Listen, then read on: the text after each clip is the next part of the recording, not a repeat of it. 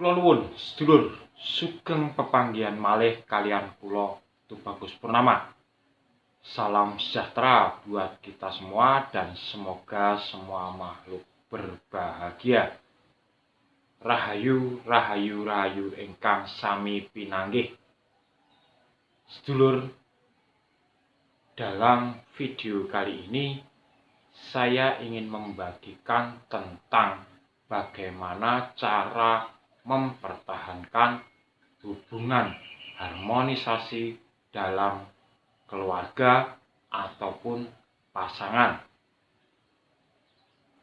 Mengingat bahwa sekarang banyak sekali perselingkuhan dan banyak sekali kekecewaan bahkan sampai berujung ke perceraian. Monggo kita simak videonya.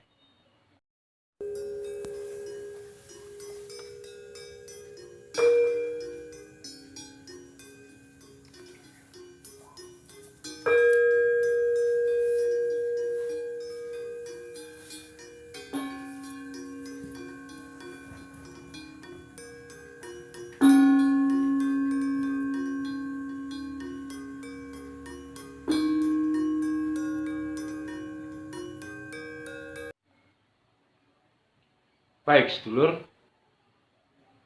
dalam video ini saya ingin mengucapkan terima kasih kepada semua yang sudah mendukung channel ini, baik dengan like, subscribe, maupun komen. Karena tanpa dukungan panjenengan semua, channel ini tidak akan dapat berkembang. Baik, langsung saja kita akan membahas bagaimana cara menjaga harmonisasi dalam hubungan berkeluarga. Tentunya, sebagai faktor utama, ekonomi adalah faktor yang paling penting.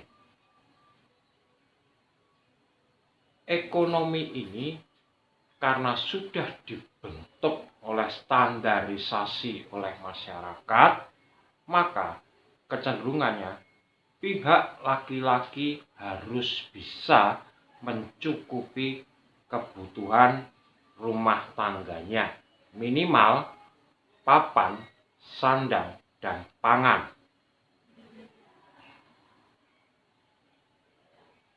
Namun jika kita melihat kebutuhan tidak hanya itu, sekarang semakin berkembang. Nah, dengan perkembangan ini, maka diharapkan seorang pria sebagai kepala rumah tangga harus lebih ekstra berkreasi untuk mendapatkan tambahan penghasilan. Tidak bisa dipungkiri bahwa cinta itu modal pertama, kemudian yang kedua harus ada ekonomi dan materi sebagai hal yang menjaga rasa cinta itu.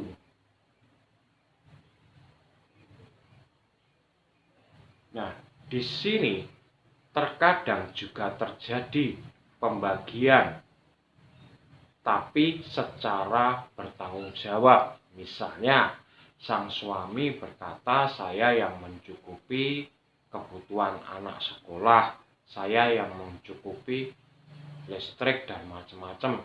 Kemudian kamu bekerja untuk mencari makanan buat sehari-hari. Itu juga bisa saja terjadi. Jadi abaikan semua jasmine atau orientasi standarisasi dari masyarakat, karena sekarang polanya sudah berbeda menjadi pola yang lebih modern. Jadi seorang istri pun seyogianya tidak hanya di rumah, harus berkreasi untuk mendapatkan penghasilan juga. Tapi ingat, seorang istri mendapatkan penghasilan bukan untuk menyaingi bagi suami atau pria, tapi untuk mendukung. Kebanyakan yang terjadi sekarang ketika seorang istri diizinkan untuk bekerja, diizinkan untuk berkreasi, untuk memperoleh penghasilan, justru malah menjatuhkan sang pria atau sang suami. Nah, ini yang harus dihindari dulu. Maka dari itu sebelum melakukannya harus ada komitmen yang jelas. Walaupun kendala di belakang itu pasti ada. Itu yang pertama. Yang kedua, jelas rasa cinta dan sayang. Tetapi di sini harus jauh dari keinginan idealisme.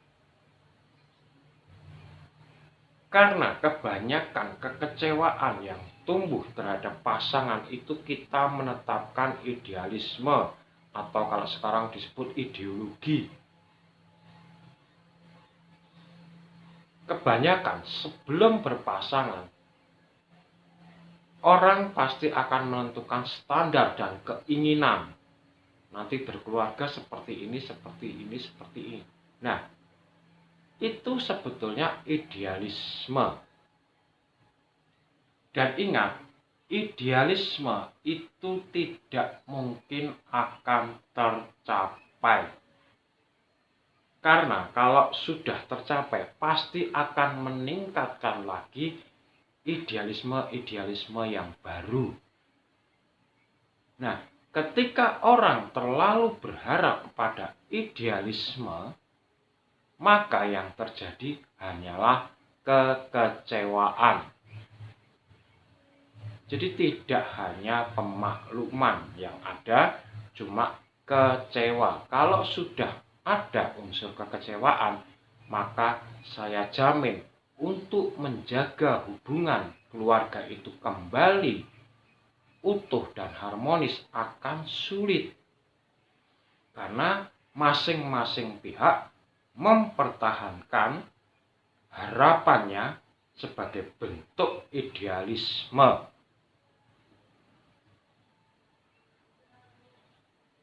Nah, kemudian bagian yang tidak kalah penting adalah lepaskan keterikatan dari harapan. Saya pernah mencontohkan bahwa saya berharap punya istri yang cantik, bisa bekerja, kaya raya, pintar masak. Nah, ini kan harapan. Dan harapan ini adalah idealisme, seperti yang saya bilang tadi. Maka dari itu, jangan terikat kepada harapan.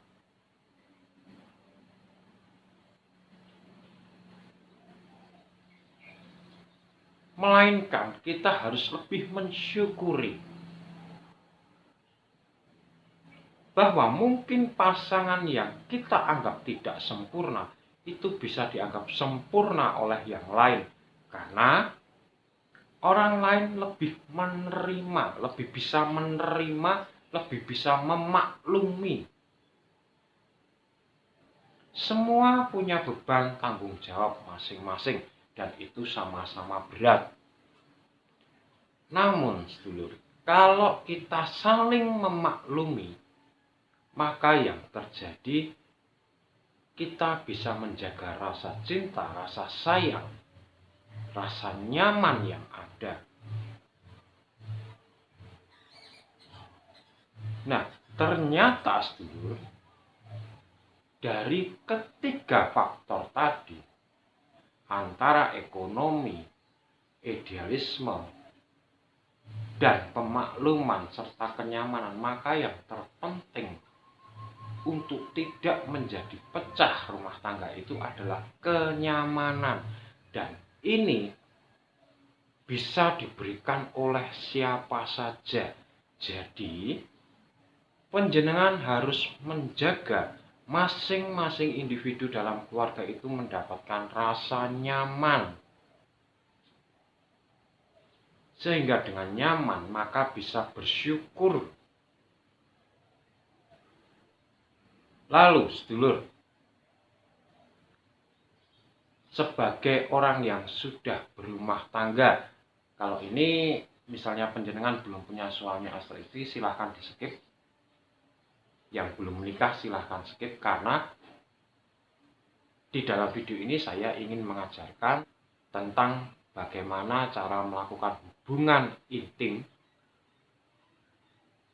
yang tepat agar tidak timbul kekecewaan. Nah, kalau pernikahan di awal-awal rata-rata semua masih semangat, sehingga mungkin bisa sehari sekali, bahkan sehari 2 kali. Namun seiring waktu berjalan semakin lama, frekuensi itu akan semakin berkurang.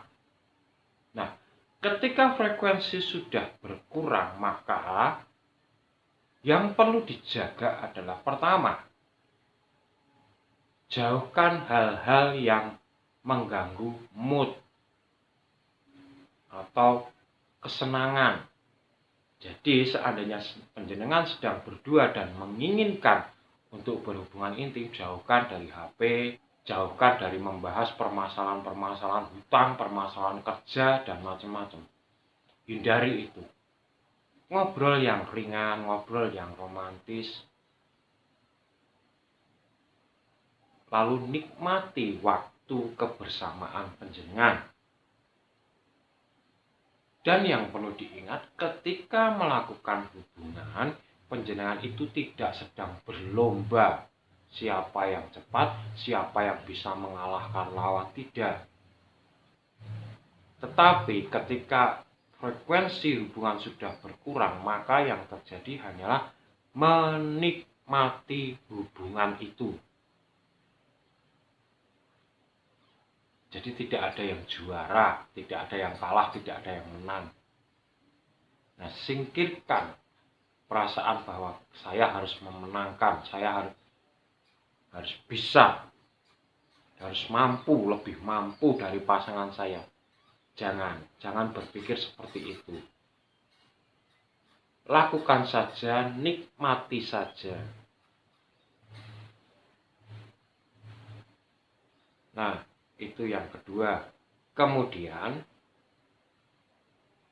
yang ketiga, hindari melakukan hubungan intim saat lelah. Biasanya malam pulang kerja minta jatah, ingin melakukan hubungan intim, maka yang terjadi hasilnya akan kurang baik dan bahkan timbul kekecewaan. Waktu yang terbaik adalah pulang, menikmati suasana, santai, kemudian tidur. Silahkan lakukan pagi atau bangun tengah malam, sesuai dengan kesepakatan bersama. Itu akan lebih baik ketika tubuh sudah rileks. Nah, kebanyakan ketika tubuh capek, kemudian dibantu dengan doping obat-obat kuat, maka yang terjadi tubuhnya yang rusak. Jadi hindari itu. Kemudian, kalau ajaran Jawa, hubungan suami istri ini adalah hubungan yang sakral. Maka ada 3 waktu yang tidak boleh digunakan untuk melakukan hubungan intim. Yang pertama, saat gerhana bulan ataupun matahari. Yang kedua, saat bulan purnama. Yang ketiga, saat malam Jumat Kliwon.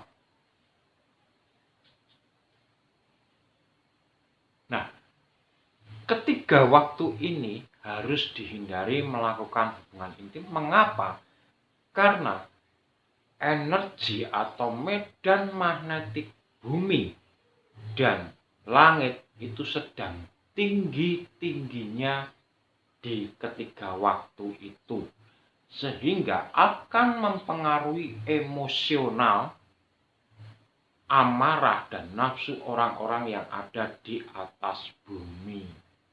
Sehingga kebanyakan yang terjadi ketika bulan purnama, ketika gerhana, dan ketika malam Jumat, itu orang cenderung lebih mudah emosional. Apalagi untuk wanita. Wanita itu lebih tidak stabil emosinya. Karena memang wanita ditakdirkan untuk tidak stabil secara emosi. Maka dari itu wanita selalu ada waktu menstruasi itu untuk membuang aliran darah, karena emosi, amarah itu unsurnya api yang berada di dalam aliran darah. Sudah ada menstruasi pun wanita itu makhluk paling tidak stabil emosinya, maka kebanyakan wanita selalu menggunakan rasa dan emosi. Nah, disinilah kuncinya mengapa dilarang melakukan hubungan intim di saat bulan purnama, di saat malam Jumat Kliwon, dan di saat gerhana. Di sini medan magnet akan sangat tinggi, sehingga mempengaruhi orang-orang di atasnya.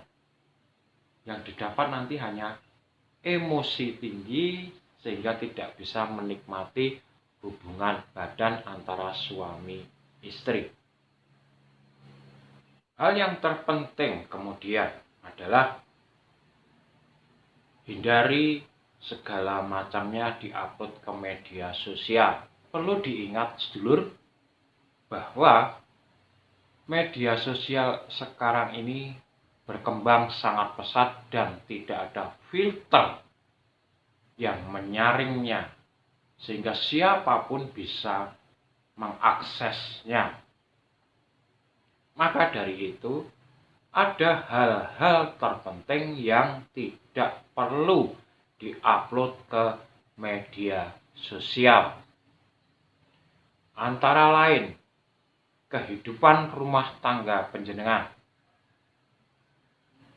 Terkecuali memang panjenengan ingin merasakan perpisahan atau sudah fix mau berpisah, silahkan diupload, ya tidak apa-apa.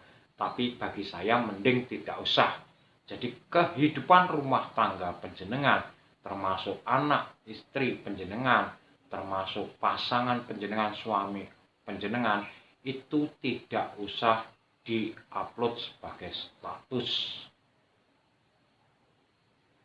Kemudian yang kedua, harapan besar panjenengan.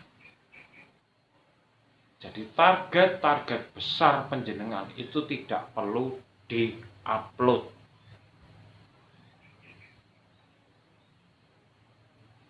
Kemudian banyak lagi seperti framing, flexing, itu juga tidak perlu diupload. Tidak ada gunanya kalau di media sosial. Nah, kebanyakan yang terjadi semuanya ingin diupload agar orang lain tahu. So what gitu loh kalau orang lain tahu. Justru itu hanya akan membongkar kehidupan pribadi panjenengan sendiri bersama keluarga panjenengan, dan itu yang membuat perpecahan yang sekarang juga semakin marak terjadi karena media sosial.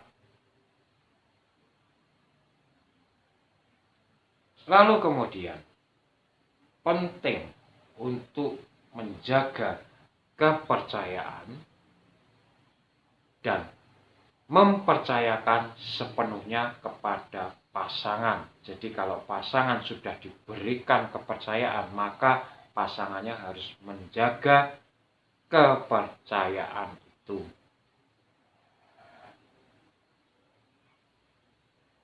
Kecenderungan ini dirasakan oleh semua orang, kalau sudah semakin frekuensi perkawinan itu usianya semakin panjang, maka rasa sayang dan rasa cinta itu sudah bukan menjadi tolok ukur.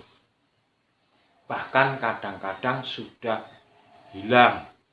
Nah, disinilah penting menjaga rasa percaya dan kepercayaan.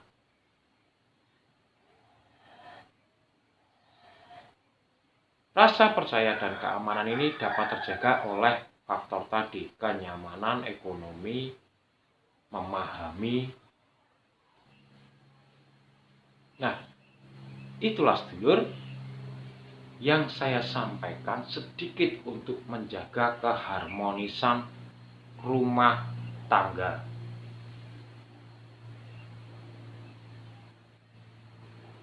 Semoga bermanfaat dan tetap jaga keintiman dalam rumah tangga, komunikasi yang baik sesama penghuni keluarga atau siapapun yang ada di dalam keluarga itu agar terjaga keharmonisannya. Demikian, kalau ada salah kata saya mohon maaf yang sebesar-besarnya. Akhir kata, saya Tuh Bagus Purnama dari Yogyakarta mengucapkan Rahayu, Rahayu, Rahayu. Matur nuwun.